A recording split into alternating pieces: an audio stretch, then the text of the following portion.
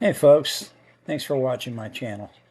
My name's Don, and my channel is all about bass fishing after the age of 70. Today I want to talk about my first tackle box. It's going to take me a few minutes to get there. I got to talk about something else first, but um, but I think we can all probably relate.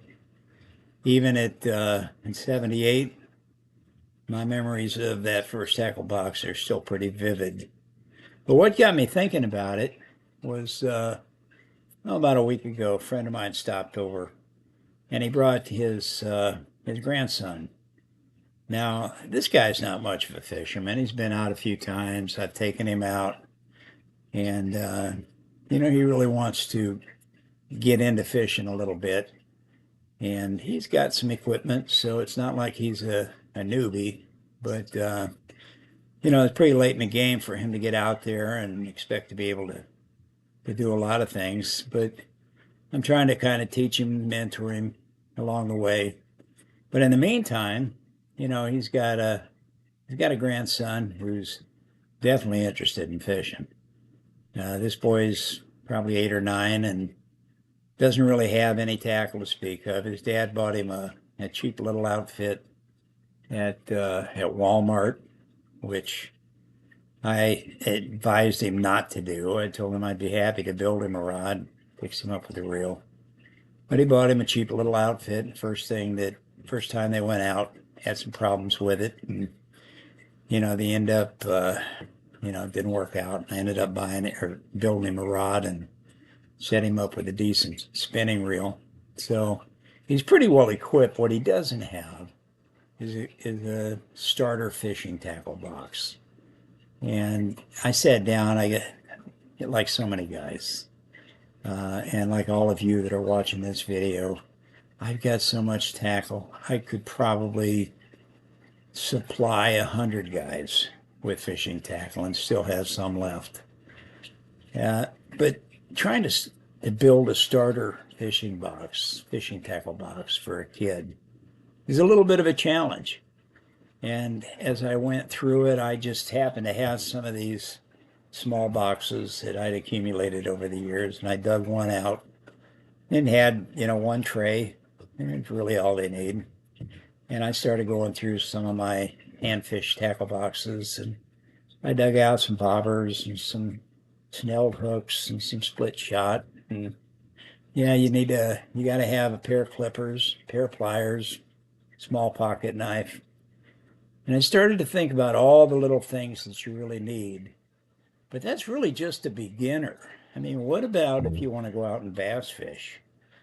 And what kind of basic lures do you need if you want to bass fish?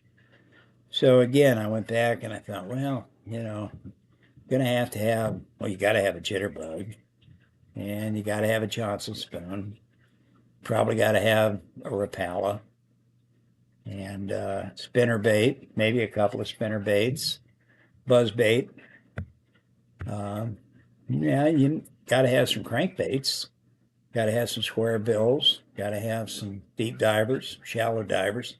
All of a sudden, this little tackle box that I had put up, as where to start with, wasn't nearly big enough. So I ended up putting that away. Got another tackle box out. This tackle box had 3 trays in it, a little bigger. So I started filling all the trays. And then I got to plastic worms. Now, most of these cheap little tackle boxes cannot accommodate the plastic that's in plastic worms. I don't know why. There must be something in them. And over the years, maybe they've changed it and it's not this way anymore. But I do know that over the years, I've done the same thing other guys have done. I've put plastic worms next to a top water or crankbait in a tray in a small tackle box, only to find it a few months later and it's melted up against them and eaten the paint off, and in some cases gone right through the floor of the tackle box. So you can't just put plastic worms inside of a tackle box like this that you're building for a kid. So That means you're going to have a plastic, small compartmentalized plastic box that'll fit inside the plastic box that you're building for them. Well, that's not easy because in order to get a small plastic box that'll fit inside, it really isn't large enough for, you know, plastic worms. So I thought through this and decided the only solution was a little bigger tackle box. And so I went back and I started looking through all my old tackle boxes, and I found a nice tackle box that actually had 6 trays, 3 on each side, and it opened kind of like an accordion. Now this tackle box had a pretty good sized base, large enough to hold a standard size plastic worm box. So I went back, and now I've got all these trays to fill. So I had to go back and give them 2 of these and 3 of these and a couple others and a couple hybrids of this. And pretty soon I finished. I managed to fill every tray. I had 2 plastic worm boxes, one for plastic worms and plastic crawfish, few lizards, and then I had another one for some other plastic baits like frogs and toads and other plastics that I didn't want to mix with anything else. And so the box was complete. The box had everything in it that a kid needed, really anybody needed. Actually, it would have worked fine for me to use instead of all the tackle I keep in my boat. I don't use tackle boxes anymore. Most guys don't that have a boat. Um, the boats are set up now to be able to accommodate these pretty good sized plastic boxes. I think I've got maybe, I don't know, 30 or 40 plastic boxes in my boat. And fortunately, I have them all marked, but I got so much tackle in there, I couldn't use it all in a lifetime, in 10 lifetimes. And all it does is weigh down the boat. But I got these slots. I got to put something in there. So anyway, the tackle box for the boy was pretty big. I think his grandpa was impressed. I finally had to admit that I was giving it to both of them because it truly was much more than this young boy needed. But in the process, and it was a fun process to put it together for him, but in the process, I thought back to when I was a kid and my first tackle box. And that's really the point of this video. My tackle box was not anything like the one that I just described. My first tackle box wasn't even a tackle box. It was a cigar box. And it was one that my grandfather had that he gave to me. And it seemed to work out pretty good. In fact, I actually built a couple of compartments in it so that I could separate a few of the things that I had. And I got to tell you, I didn't have much. I mean, when I was 6, 7, 8 years old, just kind of getting into fishing, like most kids, I just relied on my dad who had a tackle box, and we'd go fishing. He'd just pull things out of his tackle box and set me up, hook me up. But at one point, I remember asking him, I wanted to have my own tackle box.